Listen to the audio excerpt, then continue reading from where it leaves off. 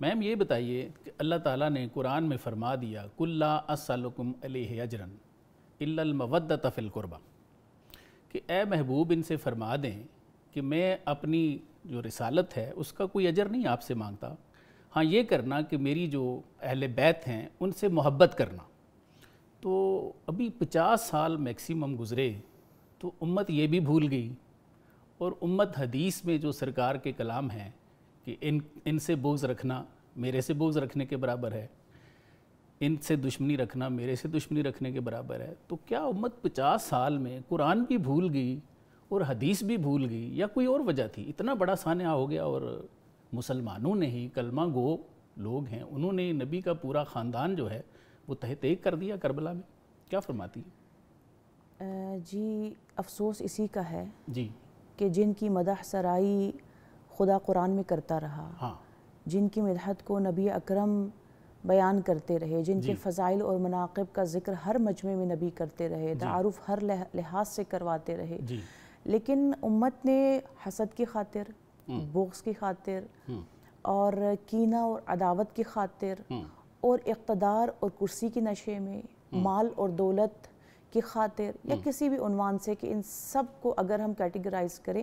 2 heads کے اندر آ جاتے ہیں، اور وہ ہے تطمیع اور تحدید۔ جی، کہ جہاں 50 سال کی آپ بات کرتے ہیں، جی امت نے تو نبی کی اس دنیا سے جانے کے بعد ہی بھلا دیا، ٹھیک ہے، اور امامت کو اس کا وہ مقام نہیں دیا گیا۔ صحیح۔ لیکن 50 سال گزرنے کے بعد جہاں سوء تبلیغات بہت زیادہ کی گئیں مخالفین کی جانب سے، سوء تبلیغات کی گئیں، جو فضائل اور مناقب کی احادیث ہیں 40 سال اس پر پابندی رہی ہے۔ اچھا۔ اور پھر اس کے بعد یہ وقت آتا ہے کہ لوگ تطمیع اور تحدید کے اندر آ کر امام حسین علیہ السلام کو شہید کر دیتے ہیں۔ اللہ اکبر۔ کس طرح سے؟ ان دونوں الفاظ کو تھوڑا سا ہمارے ناظرین کے لیے ایکسپلین فرمائیے گا۔ تطمیع یعنی لالچ میں آ کر، دنیا کی لالچ میں آ کے، آپ جیسے دیکھتے ہیں عمر سعد جو قاتل امام حسین علیہ السلام ہے، وہ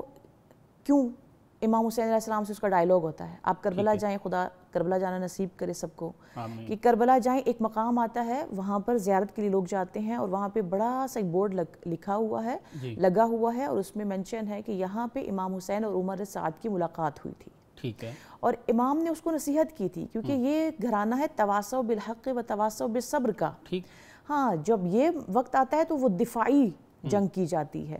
لہٰذا امام تو نہیں چاہتے، امام تو اپنا گھرانہ لے کر آ رہے ہیں، امام کوئی لشکر نہیں لے کر آ رہے ہیں، اپنا گھر لے کر آ رہے ہیں، لہٰذا اب ہم یہاں پر دیکھتے ہیں کہ عمر سعد کو امام نصیحت فرماتے ہیں، اور فرماتے ہیں کہ اے عمر سعد تم کیوں اپنے باپ کی وصیتوں کو بھول گئے ہو؟ لیکن عمر سعد کہتا ہے شہر رئی کے لالچ نے مجھے بلا دیا ہے کہ آپ فرزند رسول ہیں، کہا یاد رکھنا کہ اگر تم نے ہمارا ساتھ نہ دیا تو شہر رئی پر حکومت بھی تم نہیں کر سکو گے، اور امام کی جو جو تعویلات تھی، جو جو تعبیرات تھی، وہ سچی ثابت ہوئی، واقعی میں 6 مہینے سے زیادہ عمر ابن سعد نے شہر رئی پر اقتدار نہیں کیا، اور پھر اس کے بعد جو ہے وہ خود امام نے فرمایا تھا کہ تمہیں یہ نصیب ہوگا لیکن بہت کم، ٹھیک ہے۔ دوسرا ہم دیکھتے ہیں کہ جب کوفہ سے آنے والے افراد تھے، کیونکہ کوفہ والوں نے ہی خط لکھا تھا کہ امام آ جائے ہم آپ کی مدد کریں گے، اور امام کوفہ کی جانب نکلے تھے کہ ٹھیک ہے مدینہ میں اگر رہنے کا مقام نہیں رہا ہے تو ہم کوفہ کی طرف جاتے ہیں، کوفہ کے لوگوں نے خط لکھے تھے، کوفہ کی طرف جا رہے ہیں، لیکن کوفہ سے آنے والے لوگ کیا خبر دے رہے ہیں کہ وہ جو آپ کا سفیر گیا تھا، آپ کا جو میسنجر گیا تھا، ایمبیسڈر گیا تھا مسلم، وہ شہید کر دیا گیا ہے۔ امام لوگوں کی تلواریں آپ کے خلاف ہیں لیکن دل آپ کے ساتھ ہے، یعنی وہ ڈر گئے تھے لوگ، جی ڈر گئے تھے، ڈر کے ساتھ لگ گئے، ڈر کر، کیونکہ یزید نے یہ حکم دیا تھا کہ خبردار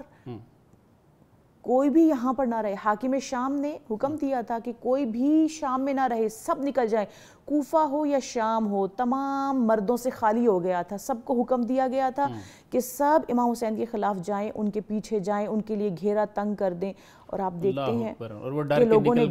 ڈر کر لوگ چلے گئے، کوئی لالچ میں چلا گیا، تو ہر کسی نے، ہر کوئی سمجھتا تھا، محبت رکھتا تھا امام کی دل میں، لیکن یہ لالچ، یہ خوف، یہ طمع، اسی لیے دلیر ہونا ایک مومن کے لیے ضروری ہے، شجاع ہونا، اپنے موقف کے لیے سٹینڈ لینا، یہ شجاعت ہمیں امام حسین علیہ السلام کی در سے ملتی ہے۔ سبحان اللہ، سبحان اللہ۔